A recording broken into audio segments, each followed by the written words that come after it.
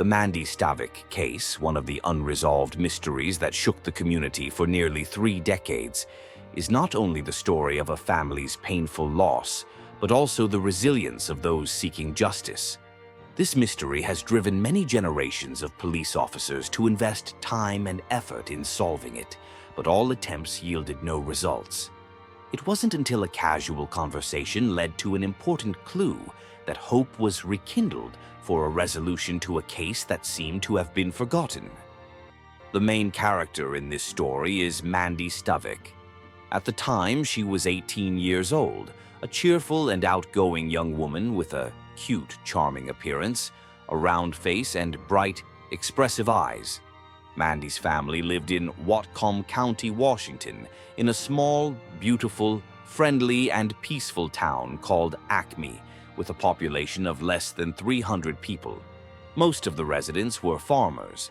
The town had once been considered one of the safest, with people often leaving their doors unlocked and their car keys outside without fear of theft, as most residents knew each other. Mandy's family had not originally lived in Acme. They were newcomers. In 1984, Mandy's parents divorced. Her mother, Mandy Stavik, moved with her children from Alaska to settle in Acme. The reason for the move was that after visiting a close friend, Mary was so impressed by the town's peacefulness and tranquility that she decided to start a new life there with her children. Their home was at the end of the town's road, behind a forest, surrounded by lush greenery and offering a very serene and simple living environment. In addition to managing the farm, Mary's mother found work as a school bus driver for the local elementary school. Her 3 children received a good education, and the family enjoyed a stable and happy life. Initially, Mandy had an older brother named Brent Stavik. However, when Mandy was only 4 years old, her brother Brent went hunting in a forest area with a military base in Anchorage. He was never seen again, and when he was found, he had been shot 17 times. This case remains unsolved to this day. Perhaps this tragedy was one of the reasons why Mary decided to leave that sorrowful place and start fresh with her remaining children in Acme. The family quickly adapted to their new life, and they lived there for 5 years. Among her siblings, Mandy spent the most time at home with her mother. From a young age, Mandy was active, energetic, and loved sports, especially running and horseback riding. In high school, she was part of the school's basketball and softball teams. She was also a member of the school band and played the flute, piccolo, saxophone, and clarinet. Mandy excelled academically, and upon graduation, she was named valedictorian. With her generous personality and attractive looks, Mandy was very popular at school. To her friends, she was a beautiful, outstanding, and talented young woman, and she was considered the ideal girl that many admired. In the fall of 1989, Mandy graduated from high school with honors and was accepted into Central Washington University, opening up a bright future for this talented and accomplished young woman. However, no one could have predicted that this already unfortunate family would face another unexpected tragedy when one day Mandy suddenly disappeared during a routine jog, just like many times before. So, what exactly happened that day, and how did Mandy vanish? Let's go back in time to November 24th, 1989. On November 24th, 1989, a Friday, it was Mandy Stavik's first time returning home for the holiday after starting college, the day after Thanksgiving. After lunch, Mandy decided to go for a run, one of her favorite daily activities. Normally, Mandy's mother would bike behind her daughter while she ran.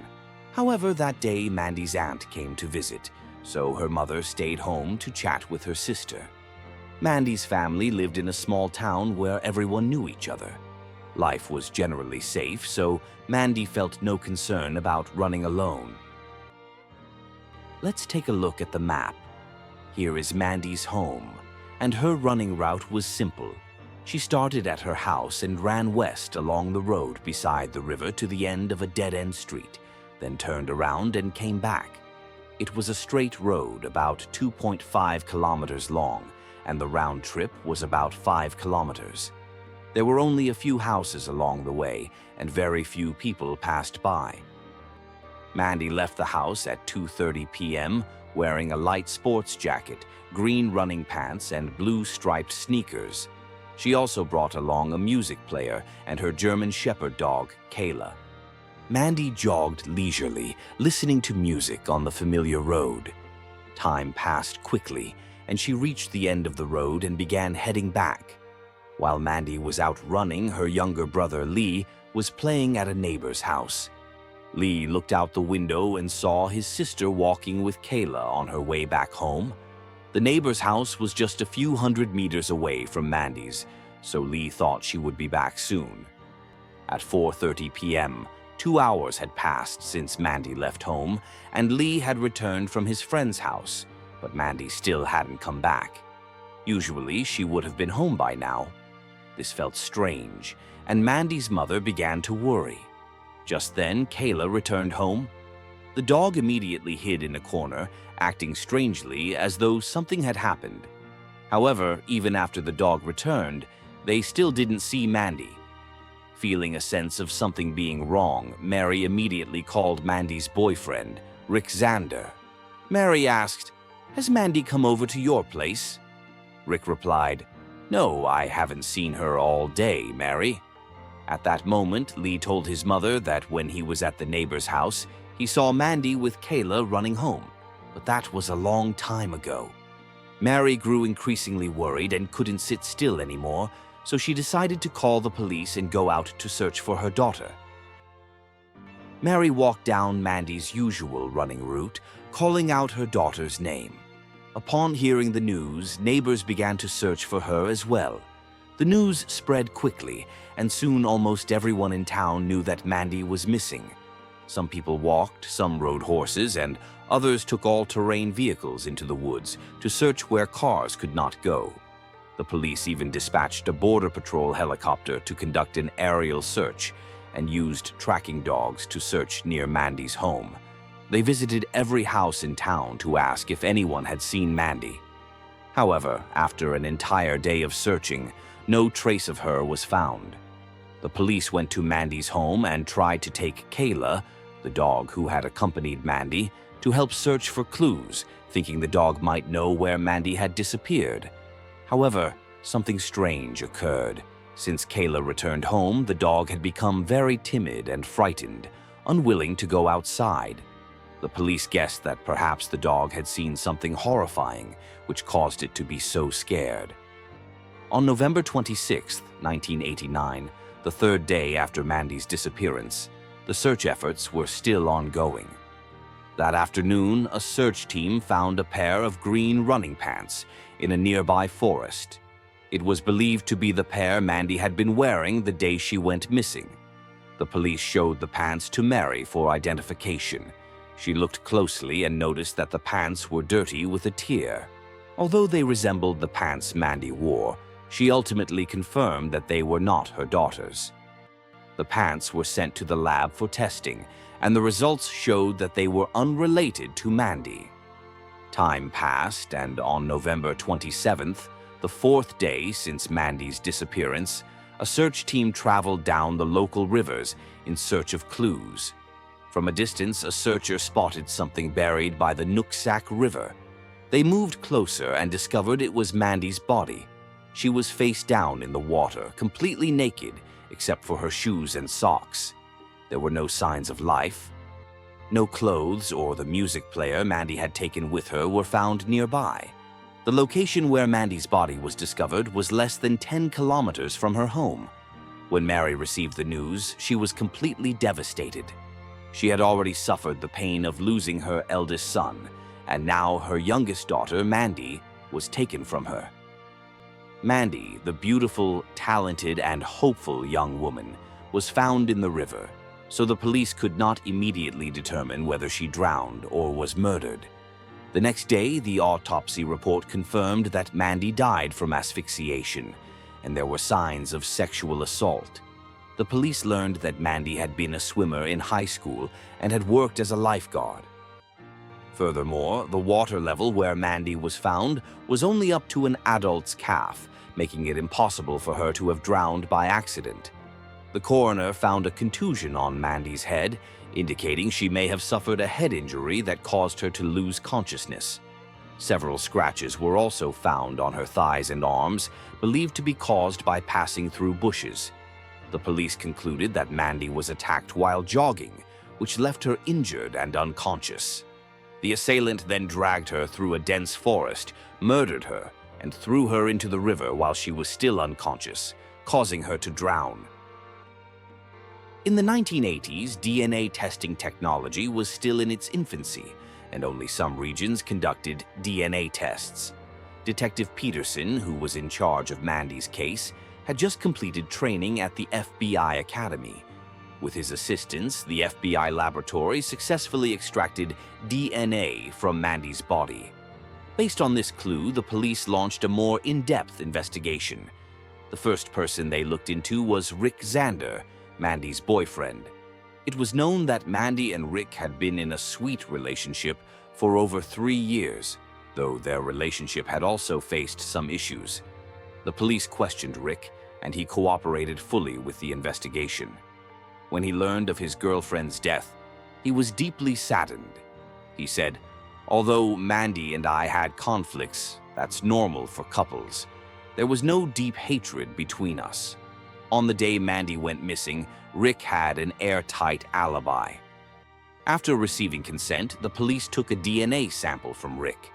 The DNA test results revealed that the DNA on Mandy's body did not match Rick's. Thus, the police cleared Rick of suspicion. In the 1980s, the notorious Green River Killer case had been unfolding in Seattle, Washington. At the time of Mandy's murder, that case remained unsolved. The location of Mandy's death was in Whatcom County, just 185 kilometers from Seattle, so the police suspected that the two cases might be connected. The media also began reporting the discovery of another victim of the Green River Killer. As a result, the local police contacted the team investigating the Green River Killer. After analyzing the details of Mandy's case, they eventually concluded that the case was unrelated to the Green River Killer and any potential links were severed. Time passed, and the case grew cold. Although the police had the DNA of the killer, DNA testing technology at the time was limited, and there were no databases to compare it to. Without further evidence or someone willing to provide a clue, the police couldn't force others to give DNA samples. To continue the search for the killer, Mandy's mother, Mary, continued to participate in media interviews to keep the case in the public eye. Town residents also voluntarily raised funds to help track down the killer. They raised $25,000, which was used as a reward for anyone who could provide useful information. At Mandy's memorial service, many of her classmates came to pay their respects to the beautiful and talented young woman whose life was tragically cut short. Even many media outlets covered the case. On that day, Mandy's boyfriend, Rick, was also there. He stood silently by her grave, holding a stuffed bear that Mandy had loved. Despite the police successfully extracting the killer's DNA, they had no other evidence and could not identify a suspect. The case remained cold. As time passed into 2009, exactly 20 years after Mandy's case, the killer remained unidentified. At that time, a detective named Kevin Bohay took over the case. He was the third detective to handle Mandy's case, and he was deeply invested in solving the case. Under his guidance, the investigation was reopened. After listening to Mary describe the details of the case, Detective Kevin noticed points that might have been overlooked. He recalled a similar case in the UK, where a woman was murdered in a small village, and the police successfully solved the case by comparing DNA from locals. Based on this idea, Detective Kevin created a list of people who lived in the town at the time and investigated each one. At the end of the investigation, he would ask them to provide DNA samples.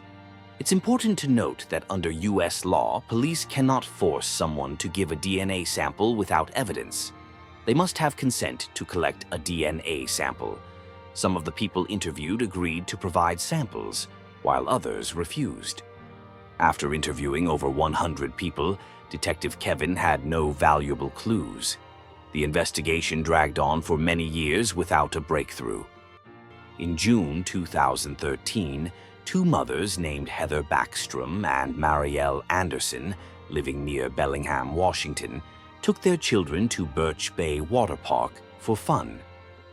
During their conversation, they happened to bring up the case that had happened in Acme years earlier. At that time, the case had been such a sensation that almost everyone knew about it. The two women, whose homes were close to the area where Mandy lived, both recalled the case in detail. They suddenly mentioned a man named Tim Bass, and their conversation revealed some disturbing encounters they had with Tim around the time of Mandy's murder. Their casual conversation led to the same person.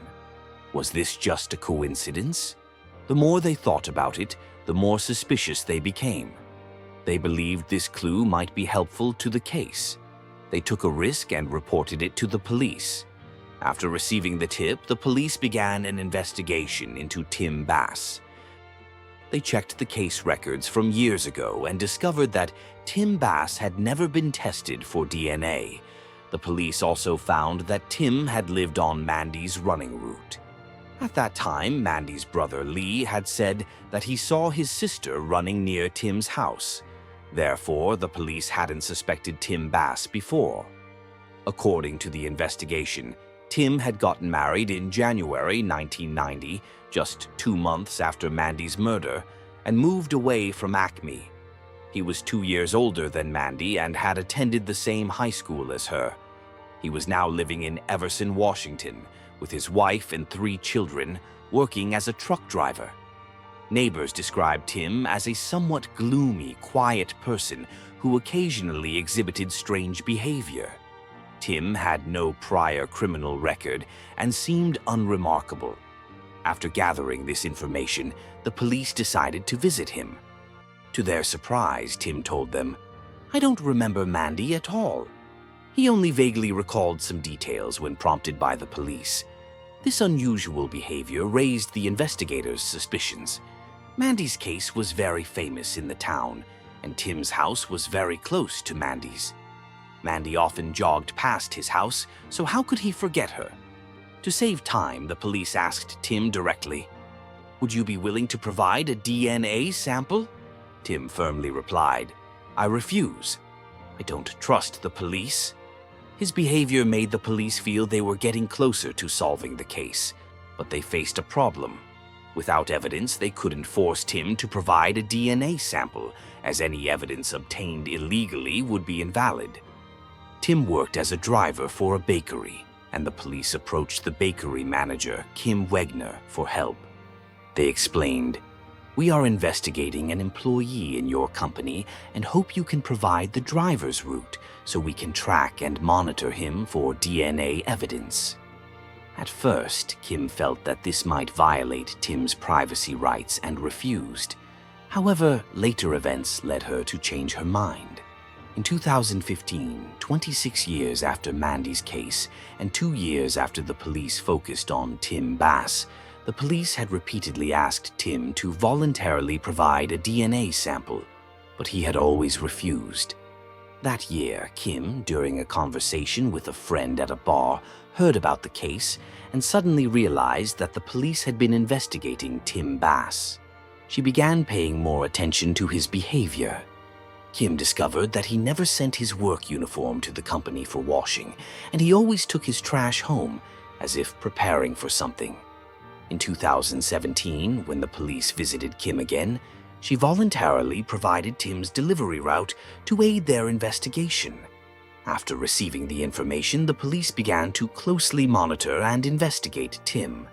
However, he was very cautious, never smoked or drank, and always wore gloves while driving and took his trash home to dispose of it, making it difficult for the police to collect any DNA from him. Fortunately, Kim offered her help once again. She said, "When I was 19, the Mandy case happened. I was only a year older than her. I was working part-time at a small company in town at the time, and this was the first time I felt that a murder was so close to me. It was also the first time I felt scared for my safety, knowing that the killer was right next to me every day. Now I am a mother, and I can understand the pain and grief of Mandy's mother. If this had happened to my daughter, I would hope someone would help me. I will do my best to cooperate. The police felt a renewed sense of hope. From then on, Kim kept a close eye on Tim's behavior. The key moment came on August 10th, 2017, when Kim saw Tim take a disposable cup from the water cooler to drink. After drinking, he threw the cup into the trash. Kim looked into the trash and her heart skipped a beat as Tim left. She quickly grabbed the cup and put it in her desk drawer before immediately alerting the police. "Wow, it's just like it happened yesterday," Kim later said in an interview with ABC News. After receiving the tip, Detective Kevin was thrilled and quickly collected the evidence, sending it to the lab for DNA testing. A few days later, the results came back, and the DNA found on Mandy's body was a perfect match with Tim Bass's DNA. With this breakthrough, after years of waiting, Detective Kevin and the entire team were elated, knowing they had finally cracked the 28-year-long mystery. The killer of Mandy had been exposed. On December 2nd, 2017, the police arrested Tim Bass on charges of first-degree murder. During interrogation, he remained unusually calm when he learned that his DNA had been obtained. He arrogantly responded, "I took every precaution to make sure you couldn't get my DNA. How did this happen? Where did I go wrong?" Tim denied killing Mandy and insisted, "Mandy and I met by chance and became secret lovers.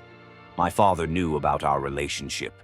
On November 23rd, the day before Mandy was killed, we were together. That's why my DNA was found on her." However, Tim's father, the only person who could verify his claims, had passed away. Mandy's sister completely dismissed these statements, saying, "There's no way my sister would have had any romantic or physical relationship with Tim Bass. Frankly, he wasn't good enough for her." On May 24th, 2019, the case went to trial. Tim denied the charges, claiming he was innocent and that he was with his wife on the day of the murder. However, this claim was quickly refuted by a key witness for the prosecution, his wife, Gina Malone. At the time of Mandy's murder, Gina was Tim's girlfriend.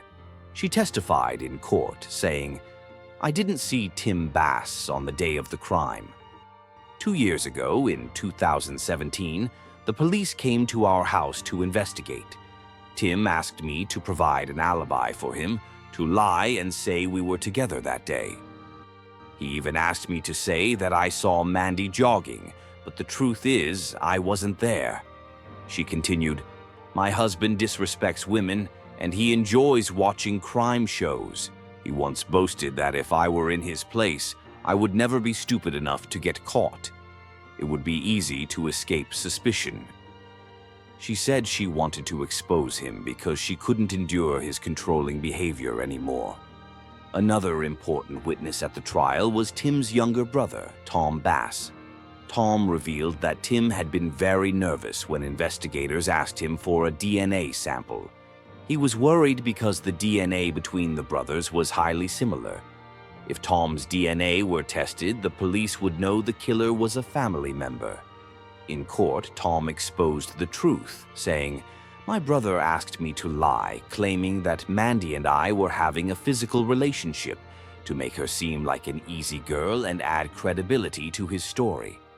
But I'm Mandy's friend, and I refused to lie for my brother. I decided to testify for the prosecution." Faced with irrefutable evidence, the jury quickly reached a verdict, and the court sentenced Tim Bass to 27 years in prison for kidnapping, rape, and murder.